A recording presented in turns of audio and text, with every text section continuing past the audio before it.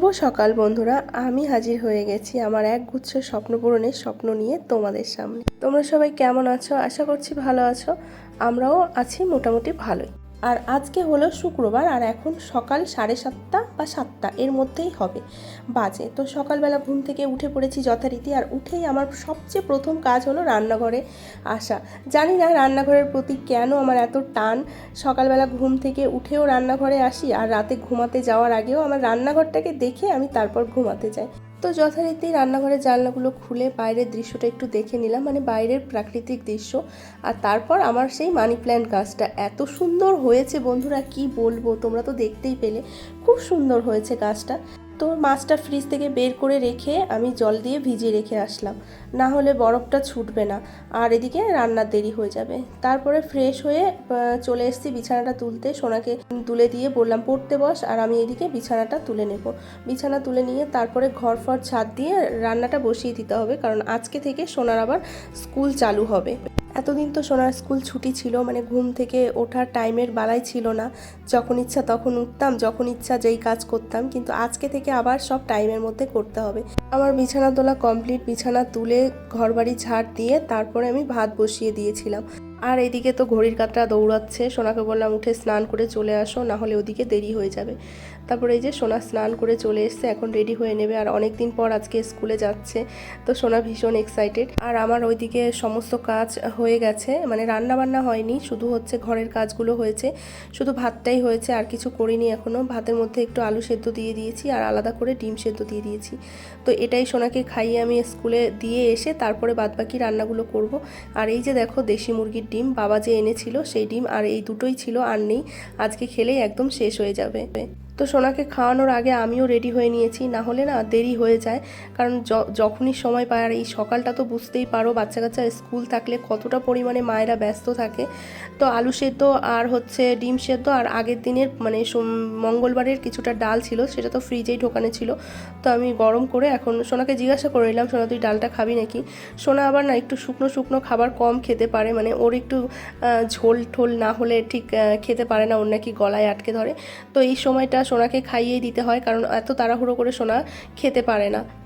ভাত ডাল এত পরিমাণে গরম, আমি হাত দিয়ে মাখতে পারছি না, কিন্তু কিছু করার নেই, তাড়াহুড়ো করে খাওয়াতেই হবে, কারণ ওইদিকে আবার ট্রেনের টাইম পার হয়ে যাবে। আসলে সোনা না একটু তাড়াতাড়ি যেতে চায়, কারণ তাড়াতাড়ি গেলে কি হয়, ফার্স্ট বেঞ্চের জায়গা পায়, না হলে একদমই ফার্স্ট বেঞ্চের জায়গা পায় না। আর জানোই তো লোকাল ট্রেনের টাইমের ঠিক ঠিকানা থাকে না।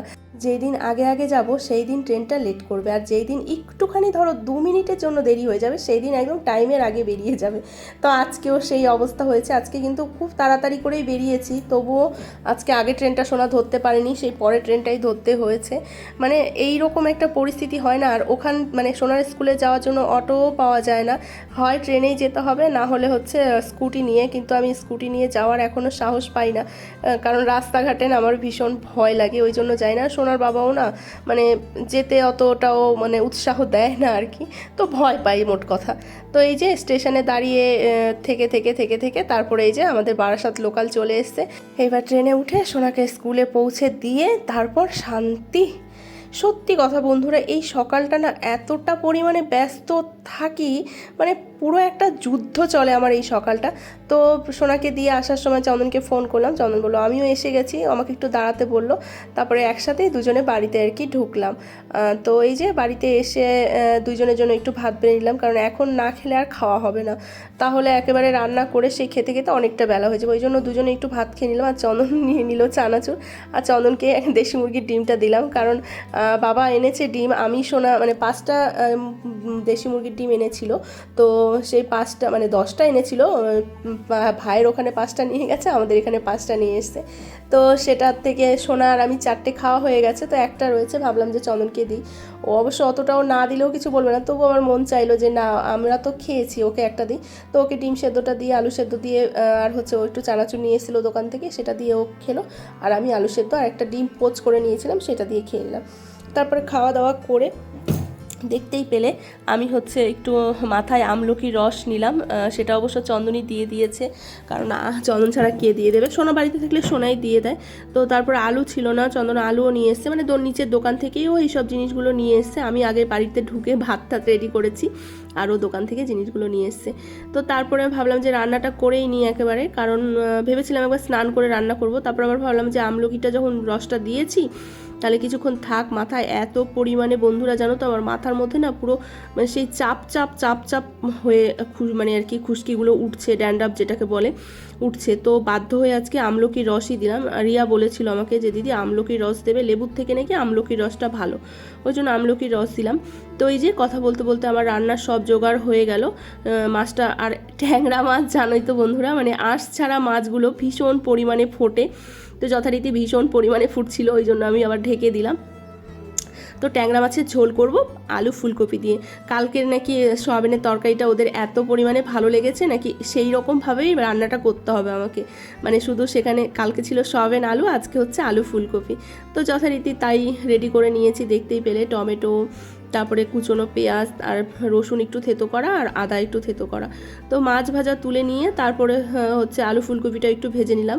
আর চন্দন আর সোনা আবার হচ্ছে মাছ খাবে না, ট্যাংরা মাছ খায় না ওরা, তো ওদের জন্য আবার 4 পিস আমি বাটা মাছ রেখে দিয়েছিলাম দুজনের জন্য। তো সেটা ওদের জন্য আবার ভাজা তুলে রাখলাম, কারণ ওরা হচ্ছে মানে ঝোলের মাছের থেকে ভাজা মাছটা বেশি খেতে ভালোবাসে। তো এই যে এখানে আমি হচ্ছে আলু ফুলকপিটা ভাজা তুলে নিয়ে একটু তেল দিয়ে তার মধ্যে হচ্ছে জিরে ফোড়ন দিলাম আর একটু চিনি দিয়েছিলাম। তারপরে হচ্ছে রসুন আর আদাটা একটু ভাজা ভাজা করে নিয়ে পেঁয়াজটা দিয়ে দিয়েছি।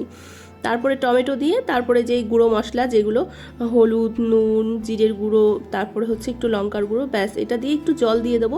আর আজকে অনেকটা কম তেলেই রান্না করেছি, মানে কদিন ধরে একটু কম তেলেই রান্না করার চেষ্টা করছি, কারণ এতটা পরিমাণে তেল খাই না আমরা বন্ধুরা, কি বলবো। তো যাই হোক, ওই যে মশলাটা দেখো কি সুন্দরভাবে কষানো হয়ে গেছে। আর টমেটো দিলে তরকারির কালারটা কিন্তু যাই বলো তাই বলো ভীষণ সুন্দর আসে। আর তার মধ্যে যদি একটু চিনি দেওয়া হয় না রান্নায়, প্রত্যেকটা রান্নায় যদি একটুখানি জাস্ট মানে কি বলো তো মানে ঝাল, নুন আর একটু চিনি দিলে না, মানে কি বলবো তোমাদের, তরকারির স্বাদটা কিন্তু তোমরা একটু দিয়ে দেখতে পারো, ভীষণ পরিমাণে ভালো আসে স্বাদটা। তো এই যে জল দিয়ে দিলাম, মশলার সাথে আলু আর ফুলকপি দিয়ে কষিয়ে জল দিয়ে দিলাম, আর মাছগুলোর সাথে সাথে দিয়ে দিলাম, কারণ যেহেতু ট্যাংরা মাছটা একটু আগে দিলাম ঝোলের মানে ঝোলটা ফুটবে আর ট্যাংরা মাছের মধ্যে আর কি মশলাগুলো ঢুকবে। তো মাছের ঝোল আমার একদম রেডি। মাছের ঝোলটা নামিয়ে নিয়ে তারপর হচ্ছে শাক ভাজা করবো। তোমাদের তো বলতে দেখালাম কিন্তু বলতে ভুলে গেছি, কলমি শাক। আগের দিন কলমি শাকটা এনেছিলাম না, মানে ভাজাটা করেছিলাম, ওদের নাকি খুব ভালো লেগেছে চন্দনের আর সোনার। তো বলেছিল যে কলমি শাক পেলে নিয়ে এসো, তো আজকে তো পেয়েছি, আসার সময় নিয়ে এসেছি। তো এই যে এখন কলমি শাকটা ভাজা করে নেবো। আর শাকটা আমি সুন্দর করে বেছে ধুয়ে কেটে নিয়েছি। শাকের মধ্যে ফোড়নে দিয়ে দিলাম হচ্ছে কালো জিরে আর শুকনো লঙ্কা আর হচ্ছে রসুনগুলো একটু লাল লাল হয়ে আসলে তারপরে শাকটা দিয়ে দেবো। তারপরে হচ্ছে একটু দিয়ে দিলাম নুন আর একটু হলুদ দিয়ে দিলাম, তারপরে ঢেকে দিয়েছিলাম। জলটা একদম শুকিয়ে গেছে।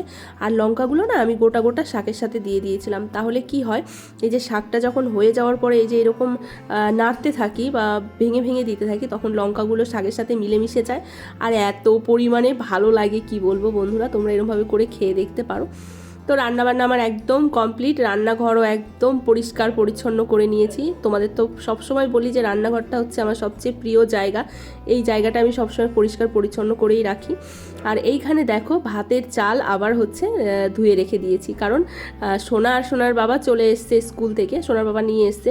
আজকে সোনার 2:45 ছুটি হয়েছে, তো নিয়ে এসে তো আমি ওদেরকে খেতে দিয়েই দিলাম। আমি ভাবলাম যে না ওরা খেয়ে নিক, আমার তো এখনও স্নান হয়নি, স্নান করব, তার আগে ভাবলাম আমার স্নান করতে অনেকটা টাইম লাগবে, কারণ মাথায় শ্যাম্পু করব যেহেতু আমলকির রস দেওয়া হয়েছে, তো ওই জন্য ওদেরকে খেতে দিলাম। তো ওদেরকে খেতে দিতে গিয়ে দেখি ভাত হচ্ছে শর্ট হবে একটুখানি, তো ভাবলাম যে রাতের জন্য একেবারেই করে নিই। তো ওরা খাক, চলো আমি ততক্ষণে স্নানটা সেরে নিই। দেখো বলতে না বলতেই আমার স্নান কমপ্লিট, মাথায় শ্যাম্পু করেছি, কি ফ্রেশ লাগছে আজকে জানো না। মাথায় আমলকির রসটা দিয়েছি তো, আর কি বলো তো এত পরিমাণে চুলকাতো, মানে ড্যান্ড্রফে প্রচুর পরিমাণে মাথায় চুলকায়। তো আজকে মাথাটা যখন শ্যাম্পু করেছি তারপরে না এত পরিমাণে ফ্রেশ লাগছে কি বলবো। আর এক গাদা জামা কাপড় হয়েছে, কালকে জামা কাপড় কাচা হয়নি, মানে স্নান করার পরে নাইটি ফাইটিগুলো আর কাচা হয়নি, সোনার জামা প্যান্ট কিছুই কাচা হয়নি, আর শাড়িটা পরেছিলাম, তো সেইগুলো মিলে অনেকগুলোই জামা কাপড় হয়েছে। তো ভাবলাম রোদ যখন নেই আর অনেকটাই বেলা হয়ে গেছে, এখন ওই 3টে সাড়ে 3টে 3:30 পার হয়ে গেছে, কারণ সোনার তো 2:45 ছুটি হয়েছে, ওরা খেতে বসে পড়েছে, আমার স্নান করতে অনেকটাই টাইম লেগে গেছে, ওই 4টের কাছাকাছি ধরো বেজে গেছে। তো একবার ভেবেছিলাম যে মেলবো না, আবার ভাবলাম থাক মেলে দিই, শুকিয়ে যাবে, কারণ যে পরিমাণে হাওয়া, রোদের তাপটা অতটাও নেই কিন্তু হাওয়া যে পরিমাণে শুকিয়ে যাবে। তো ওই জন্য চলে আসলাম ছাদে, আর এই যে শাড়ি ফাড়ি সব মেলে দিলাম। আর ছাদে দেখো কারোরই জামা কাপড় নেই, আমাদের ছাদে সবাই সকাল সকালে জামা কাপড় মেলে আবার সকাল সকালে তুলে নেয়, আমি একমাত্র যে মানে জামা কাপড় মেলে দিয়ে আসি তো দিয়ে আসি, কোনো কোনো দিন তো এরকমও হয় 2 দিন পর জামা কাপড় গিয়ে তুলে নিয়ে আসি। আসলে কি বলো তো, আমার না ভুলো মন, আমি ভুলে যাই, কি করব বলো।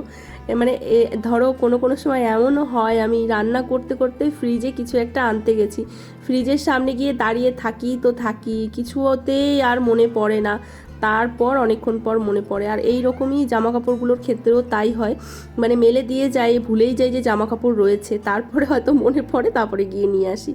চলে এসেছি ঘরে এসে এই যে ঠাকুরকে জল মিষ্টি দিয়ে নিলাম, মানে পুজো দিয়ে নিলাম, যাই হোক যেটাই বলো। আর বাবা ছেলে ওইদিকে বসে বসে টিভি দেখছে। তো ঠাকুরকে তো দিয়ে দিলাম খেতে, এবার চলো আমি নিজের পেট পুজোটা করি, প্রচণ্ড পরিমাণে খিদে পেয়ে গেছে। আসলে কি বলো তো, কাজের মধ্যে থাকি তো তখন বুঝতে পারি না, যখন কাজ শেষ হয়ে যায় তখন মনে হয় কি মানে খিদেটা যেন বেড়ে যায়। তো এই যে নিজের ভাত বেড়ে নিলাম, আর গরম ভাত করে নিয়েছি, কারণ ভাত যেইটুকু ছিল সেইটুকু সোনার বাবার প্রায় হয়ে লেগে গেছিলো, আর একটুখানি ভাত ছিল 1 মুঠো, তো সেটাই আমি নিয়ে নিলাম গরম ভাতের মধ্যে, তাহলে ওই ভাতটাও গরম হয়ে গেল।